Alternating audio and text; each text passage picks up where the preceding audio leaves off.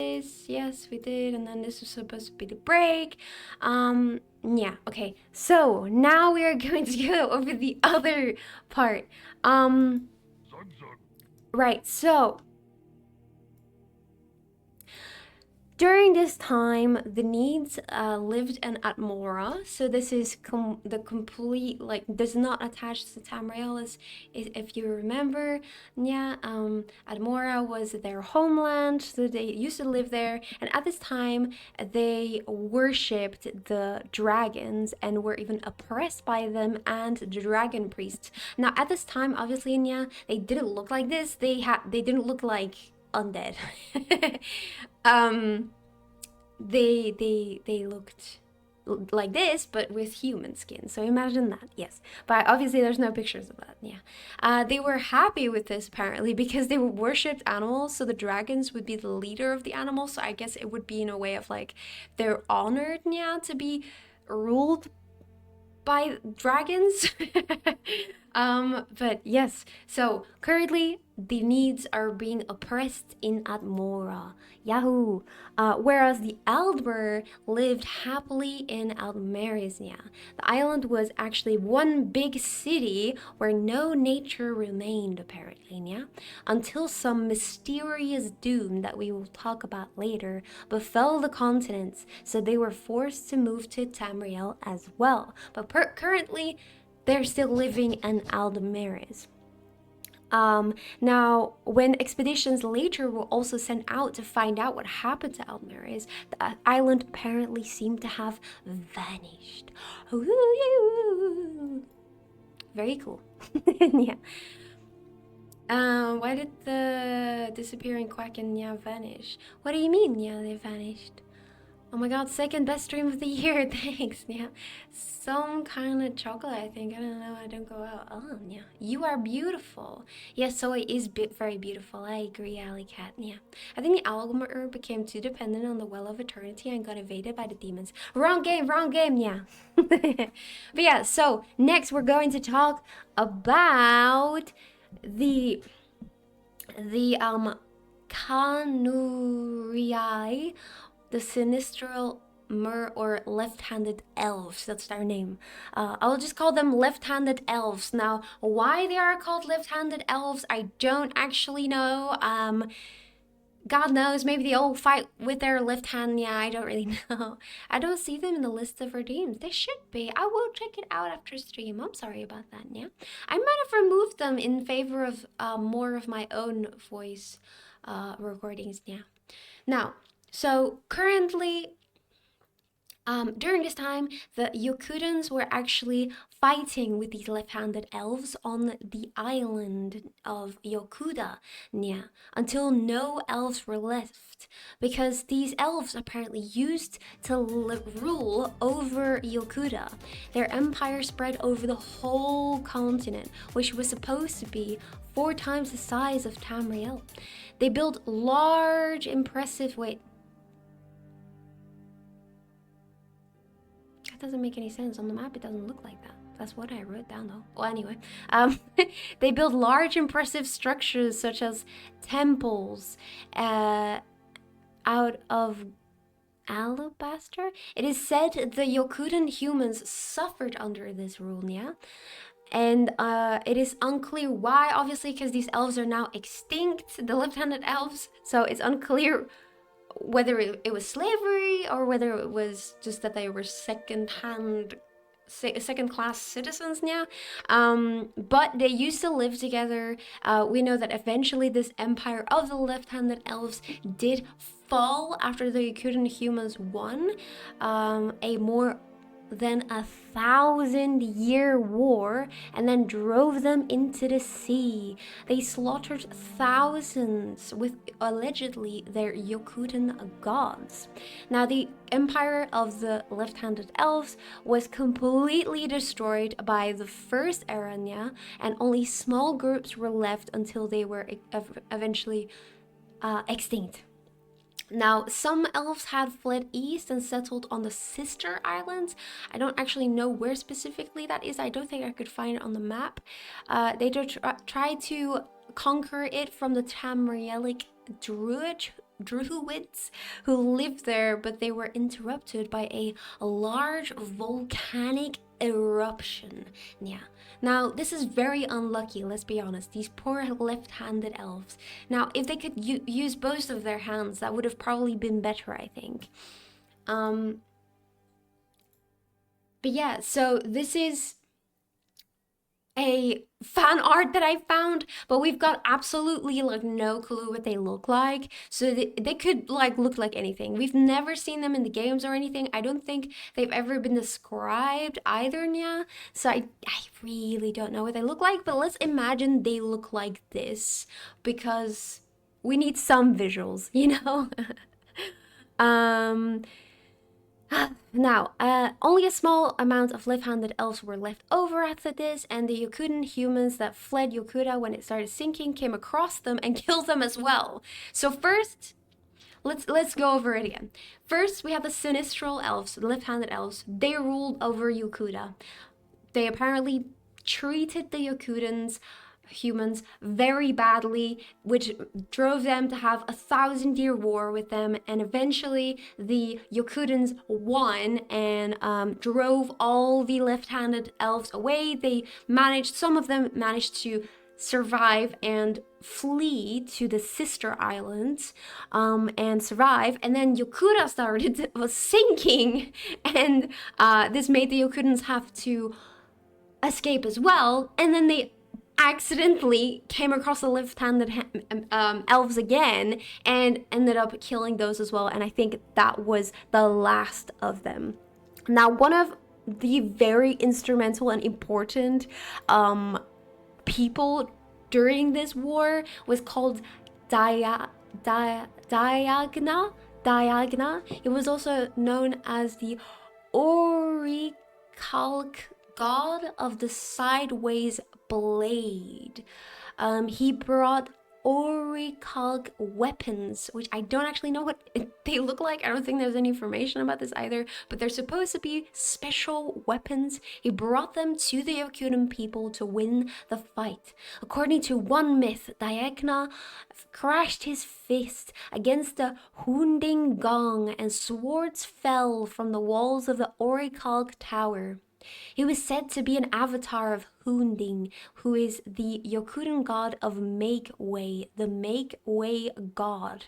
He is the Yokudan spirit of perseverance over infidels. Very specific. Now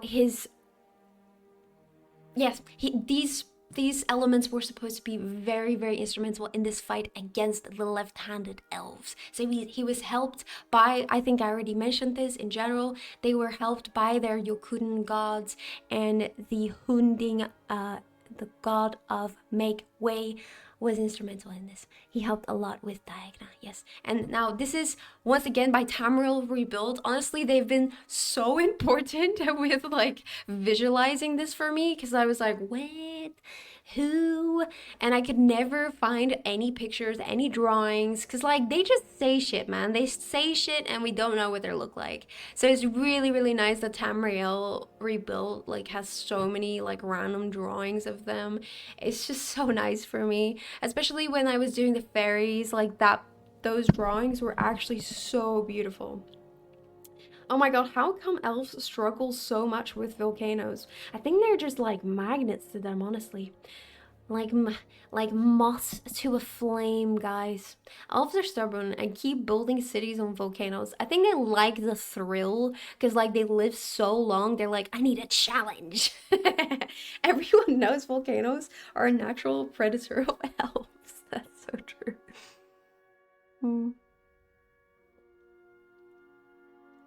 Also, sticky note. Oh, sorry.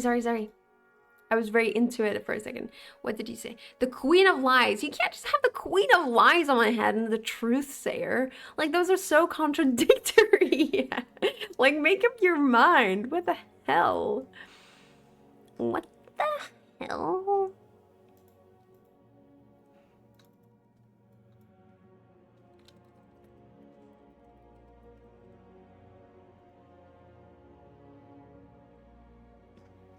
There are different accounts. That's so real, but still, how is anyone supposed to believe you?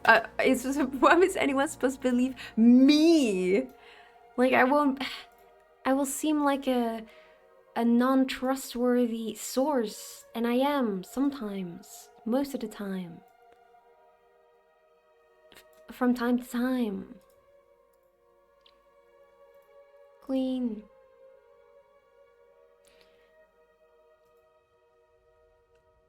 But yeah, I'm hoping I can get much more done today. I really don't want to do this for like weeks and weeks. um, because, well, I kind of thought I was gonna do it in 2 streams.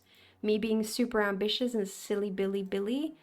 Like, why did I think that was gonna be possible, honestly? Help! I I'm don't fucked. know. Help! I'm dead. I'm rolling on the floor. There's like a devil and an angel on my shoulder, you know what I mean? Especially you're preparing a Giga presentation. Expects to be done in 2 streams, lol. Nobody was it a year. It was less. It was less. It took me a year, but like half of the year I wasn't doing like anything. I was doing something like from time to time, but I was like super overwhelmed, so I barely did anything in the beginning. But anyway, those are the left-handed elves. Very cool concept. Now, I do think it's, now that I think about it, I think it is very interesting that the Yokudans are called the Yokudans, even though there were obviously 2 races on the island. So it kind of like seems like maybe they were not called the left-handed elves, and that's just what the Yakudans call them. And maybe the left-handed elves called them different as well, and they weren't called the Yakudans. Because wouldn't you be offended if like someone is called after your country and you're like not called after your country? Like, wouldn't you be offended? Like, surely if you ruled that place for ages, you would call yourself Yokuden, no? The right-handed red cards. That'd be so funny. Like, I kind of wish there was like one left-handed elf left so we could just get like the story from both sides. Maybe the elves had a different name for Yukuda. Yeah, exactly. They could have had that as well. But yeah, so the names that we have are the Kanurjai. Kanurjai. It is K. Wait, I'll just Kanurjai. That's how you write it. I missed part 1. Yes, there is indeed a VOD. It is 6 hours, I think. But they are also called the Sinistral Myrrh. Yes. Anyway, those are the left-handed elves. Very interesting story. Then we have no, I'm saying all of these things wrong. I'm so sorry. I'm butchering all these names, but I'm trying my best. Piandonia.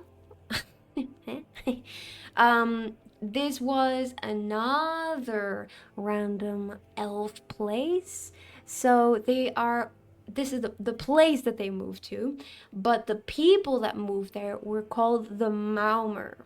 Now, these were a type of, or these are a type of, we don't know if they live in the 4th era. We know that some of them were around during Elder Scrolls Online, so it could be that they're still around. We don't really know. But they are another group of elves. They are specifically sea elves, which were banished from Aldmeris, where the high elves live, and then moved to Piandonia. Now, they moved there obviously before the Sundering of Aldmeris, before that got destroyed.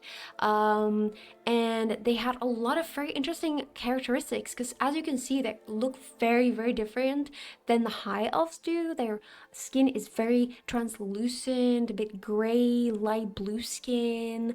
They have very milky eyes, so very, very different. So it's very interesting, I think, how different they actually look.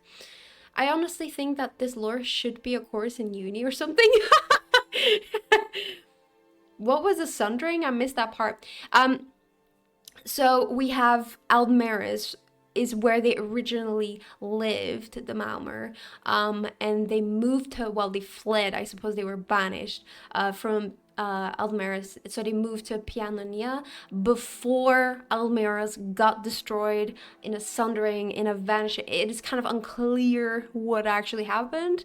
But yes, some call it the sundering. So I guess it could have sunk. I don't know.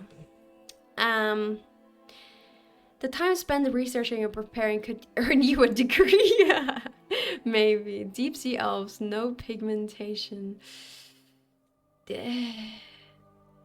Well, they don't live underwater. They're just called sea elves, and I will explain why. Now, they have they have mastered the sea serpents that are native to Pianonia. They are ridden during naval incursions, and while on land, the Maumor also use a mount called the Ornogs, I think they're called. So they have a lot of sea-looking creatures. Now, as you can see from this picture, sea serpents are ginormous, but they were somehow able to tame them. Now,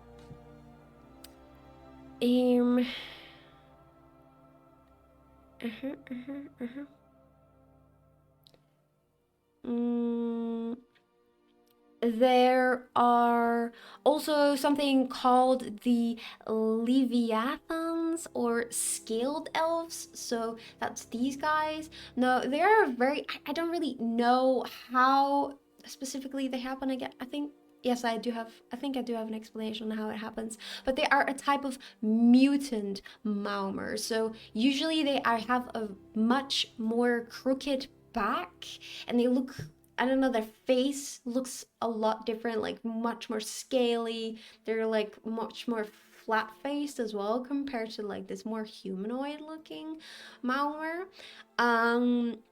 So yes, we will explore what that actually is. And another reason why they're called sea elves is because they have something called sea mages that can conjure winds and storms to topple ships. They can drag ships into whirlpools and so forth. Now the Maumor serpent-shaped, they also have Maumor-shaped, serpent-shaped storm totems, which are powered by live sacrifices, and these can conjure entire hurricanes and control sea waves. But Maumor apparently usually prefer to use deception and hit and run. We love hitting people with cars. Yeah. I don't think that's what I meant, but yes. Hi, Wobfit, how are you today? Welcome. Horde races versus alliance races. That's so real, actually. That's so real. Ooh, with cars, makes sense. Yeah. Underwater. Now, the Maumor have actually been ruled by the same king for as long as they've been around, I think. They have been ruled by King Organum. Now, this is the only visual representation of him we have, but he is supposed to be immortal, and he grows more youthful by the century. He's a self-styled king who was supposed to be an Aldmer nobleman, according to legend, who caused a rebellion against the land of Aldmeris. Him and his followers were then banished from Aldmeris by an impenetrable mist called Piandonia, or the Veil of Mists. Now, the Aldmer themselves say that the Maumor are simply far distant cousins and have tried to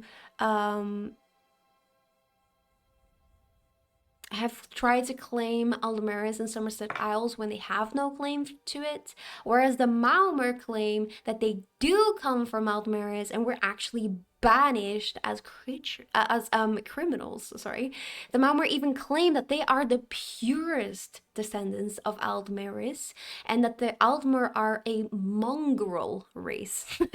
But all sources seem to agree that the Sea Elves split from the Aldmer before the destruction of Aldmeris. Hi Bogdan, how are you today? Hello, and hi Ki as well. Hello. Hey, I found that guy's coffer. You did? Wait, you played the Skull Alliances when? Elves and their racial purity. It is so true.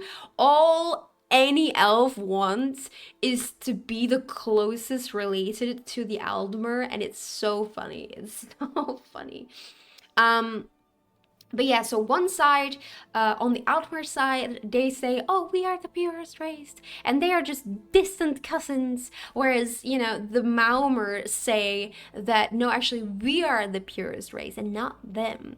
Now, when I watched the video about this, it is actually theorized, according to the YouTuber, that they might actually be the closest related to the Altmer because they look so different, and that they might be the transitory version of the Elnofae becoming elves because they are so ghostly looking and underdefined, not sea themed.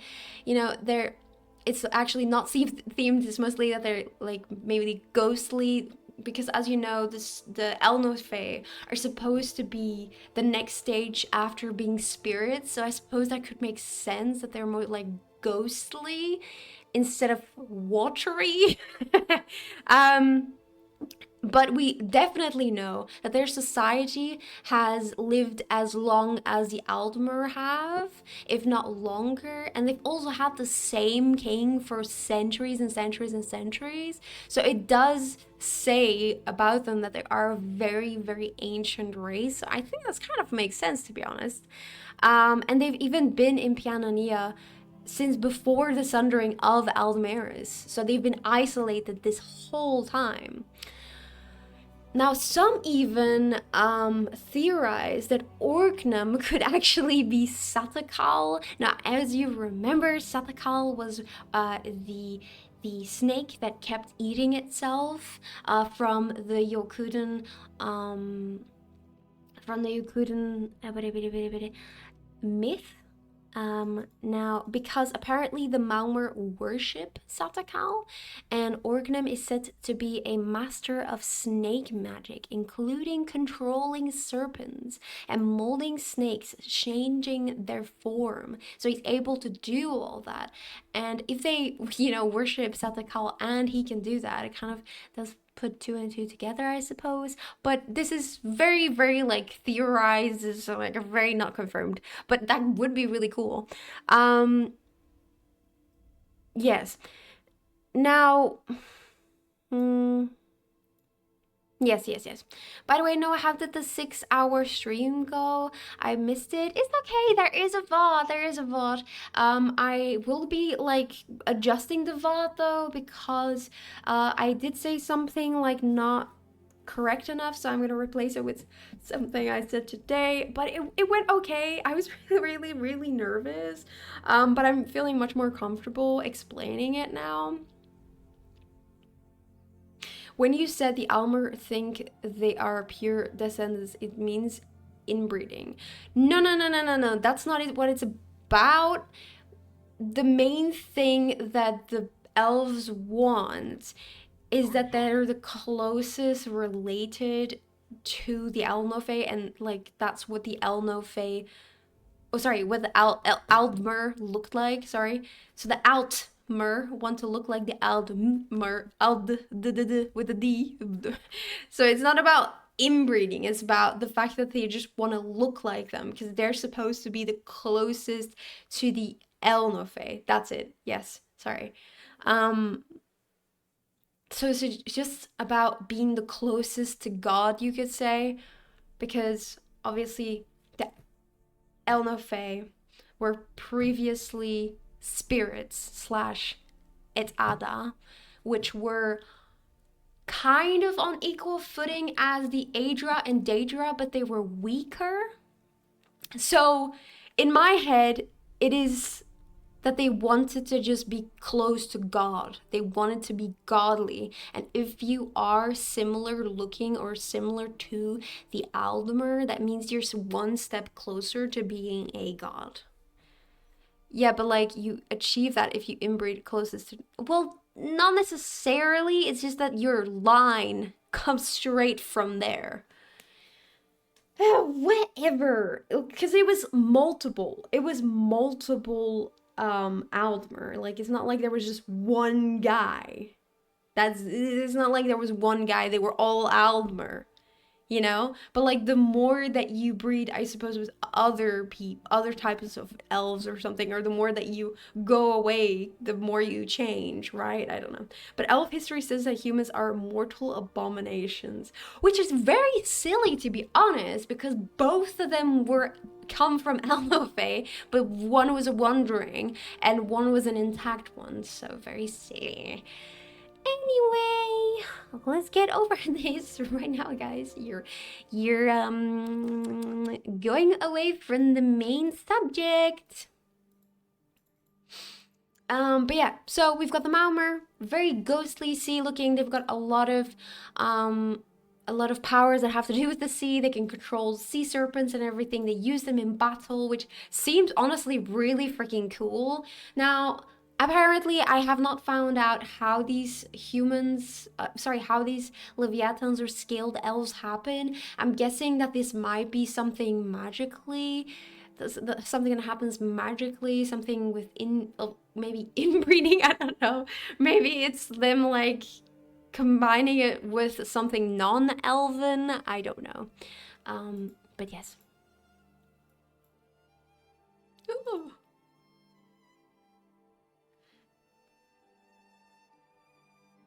Sorry, I've got some links in my presentation, so sometimes I accidentally click on it. Maybe they're half fish. Source of veal. Oh my god. Now this is from the book The False Revanchism of the Malmer. And this book is obviously on the side of the Alsmer, who, because the book claims that the Malmer have never had a claim over the Isles of the Somerset. The Somerset Isles. Why have they written it like that? And that there is a misconception that they are actually close siblings, that is more far distant cousins. And that the blood the Malmer spill has always been in the name of greed and hungry ambition, and that it's not about them just having a rightful claim to the Somerset Isles, because they do not. So this is probably written by an Aldmer, I am guessing. So yes, very interesting. Now, because this has been such a long thing, like it's been happening for decades and decades, like we have no clue who's actually speaking the truth, especially because cool art. I agree. I found it on Reddit. I was like, damn, like this exactly represents what I'm talking about. But yeah, so both claim the Somerset Isles, both claim their descendants from the Albemarle, but we just don't know who's correct, because how would we know? It's been so long. But apparently there have been a lot of stories about the Malmer, so they have been around for so long. There is one Khajiit tale that tells of Nurarian the Perfect, or the Voiceless. Now, apparently in the past, he was the brother to the king of Sunhold. Terrible storms suddenly swept... Oh, wait, what? There were apparently terrible storms swept by King Orgnum. Nerarion had to turn to the Prince of Bargains, or Clavicus Vile, and asked for a voice which could bring forth a greater doom than the one that Orgnum brought. So the storms that Orgnum brought to the two Sunholds, I suppose, to occupy it. And this worked because he brought storms to the end of the earth, but he could no longer live at Sunhold. I suppose because he was cursed after he got this help from Clavicus Vile. Yes. The voiceless Ariel mermaids. It makes perfect sense. Yes, it does. But yeah, this is another really handy thing about Elder Scrolls Online. They actually have the places, so I can just show you a picture. There you go. That's it. Now then, we have something very crazy. So like, bear with me while I explain this. Oh my god, why is the soundtrack cooking? Is it? Can you actually hear it properly? So, then we have the Velothi Exodus, which is a insane story, guys. So we had Veloth. Now, Veloth thought that the Aldmeri society was too ambitious and greedy. He wanted a society that preserved traditions, a just and an honest society, which made him worship the Daedra instead of the Aedra, especially Boethia, I never say it right, Azura, and Mephala. He also instructed his followers on how to deal with bad Daedra, or the House of Troubles. That is another name for it. Veloth and his followers were then rejected by the society. Through dreams and visions, Botheas convinced Veloth to then build a new sect dedicated to the belief that mortals could ascend to become gods. Now, Trinimac, the Aldmer chief protector, tried to stop this Velothi movement. He was angered by the fact that they were, worshipping Daedra. It was like, what the fuck? Now, Bothea, she was like very, very mad. She was very mad. She was angered by the lies that Trinimac was spreading about Lorkhan. Bothea became the devourer of Trinimac. He tricked Trinimac and then consumed him. He ate him, hum nom nom nom, and then assumed his form. Bothea, as Trinimac, appeared, having swallowed the actual Trinimac, and revealed the lies of Trinimac's teachings with Trinimac's own voice. And after thoroughly shaming the priests, Bothea then did something very gross. Bothea then, how can I say this very politely? Pooed in front of the assembly. Yep. And apparently, according to legend, this poo then became Malakath. So this is supposed to be Trinimac that turned into Poot and then turned into Malakath. Now the followers of Boethia, and Trinimac then rubbed this poo on themselves to change their skin, and this turned them into orcs or Osmer. Now, the Aldmeri propaganda portrayed this as a lesson on the dangers of Velothi influence, while... Wait, no, that can't be correct.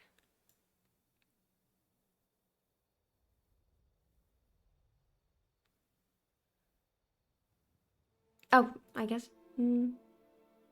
Yes, no, it is correct. Sorry. Aldmeri propaganda portrayed this as a lesson on the dangers of Velothi influence, whereas the Velothi propaganda regarded Trinimac's transformation as punishment for attempting to interfere with their exodus.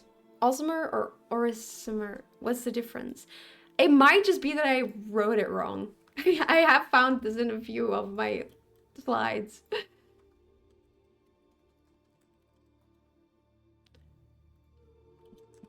Let's look it up right now.